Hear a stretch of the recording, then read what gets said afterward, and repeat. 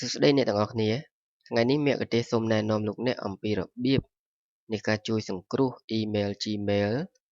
នៅពេលដែលលោកអ្នកភ្លេចលេខកូដសម្ងាត់ឥឡូវនេះលោកអ្នកអបអរំទៀតហើយគ្រាន់តែទស្សនាបទបង្ហាញមួយនេះពីដើមរហូតដល់ចប់នោះលោកអ្នកនឹងអាចធ្វើវាបានហើយអាចប្រើប្រាស់ Gmail របស់លោកអ្នកបន្តទៀតបានជាជំហានដំបូងសូមបើក Internet Browser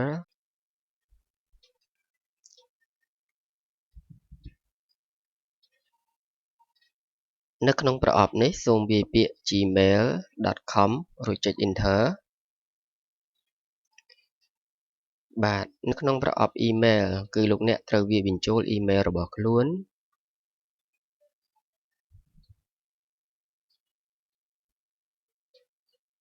ចំណែកនៅប្រអប់ password គឺសូមវាយពាក្យសម្ងាត់រួចចុចទៅលើប៊ូតុង Enter ឬក៏ចុចទៅលើពាក្យ Sign in ក្នុងករណីដែលចេញអក្សរពណ៌ក្រហមនោះបានន័យថាពាក្យសម្ងាត់ដែលលោកអ្នកបញ្ចូលពុំបានត្រឹមត្រូវទេ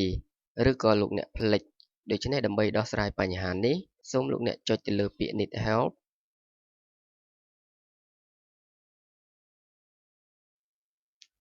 នៅទីនេះមាន3ជម្រើសទី1បានន័យថាលោកអ្នកអត់ចាំពាក្យសម្ងាត់ទី2បានន័យថាលោកអ្នកអត់ចាំឈ្មោះ email ទី3បានន័យថាលោកអ្នកមានបញ្ហានៅពេលដែល sign in ឥឡូវនេះខ្ញុំសូមជ្រើសរើសយកជម្រើសទី1នេះគឺជាឈ្មោះ email ដែលខ្ញុំភ្លេចពាក្យសម្ងាត់ដូច្នេះខ្ញុំសូមចុចទៅលើប៊ូតុង continue នៅប្រអប់នេះគឺជាប្រអប់ដែលលោកអ្នកត្រូវវាយបញ្ចូល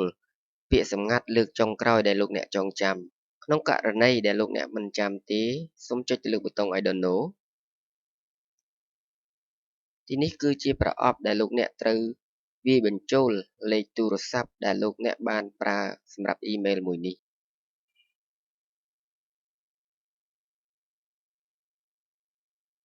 សូមចុចទៅលើប៊ូតុង continue ទៀតសូមចុចទៅលើប៊ូតុង continue ដើម្បីទទួលបានលេខកូដសម្ងាត់ប្រអប់នេះគឺជាប្រអប់ដែលលោកអ្នកត្រូវវាយបញ្ចូលលេខកូដសម្ងាត់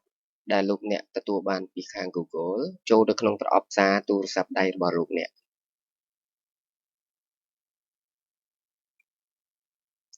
ក្រោយពីវាយបញ្ចូលរួចហើយសូមចុចទៅលើប៊ូតុង continue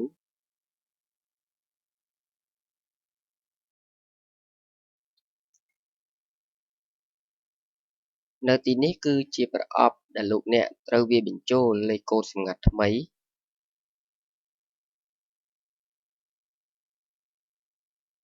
ហើយនៅខាងក្រោមគឺលោកអ្នកត្រូវវាយបញ្ចូលលេខកូដសម្ងាត់ដែលលោកអ្នកទើបតែបញ្ចូលនៅប្រអប់ខាងលើ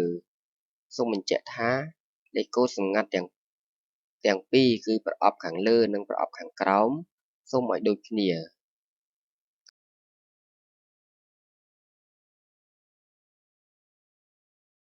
ក្រោយពីវាយបញ្ចូលរួចរាល់អស់ហើយ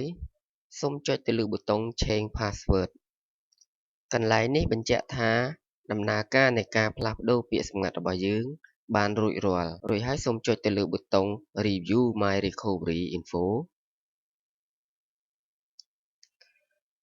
បន្ទាប់មកទៀតសូមចុចទៅលើសញ្ញា4ជ្រុងនេះរួចចុចទៅលើ logo Gmail ដើម្បីប្រើប្រាស់ Gmail របស់លោកអ្នកដែលទើបតែផ្លាស់ប្ដូរ password រួចហើយឥឡូវនេះយើងមកដល់ហើយលោកអ្នកក៏អាចប្រើ email របស់លោកអ្នកចាប់ពីពេលនេះតទៅបាទបទបង្ហាញថ្ងៃនេះត្រូវបានបញ្ចប់សូមអរគុណ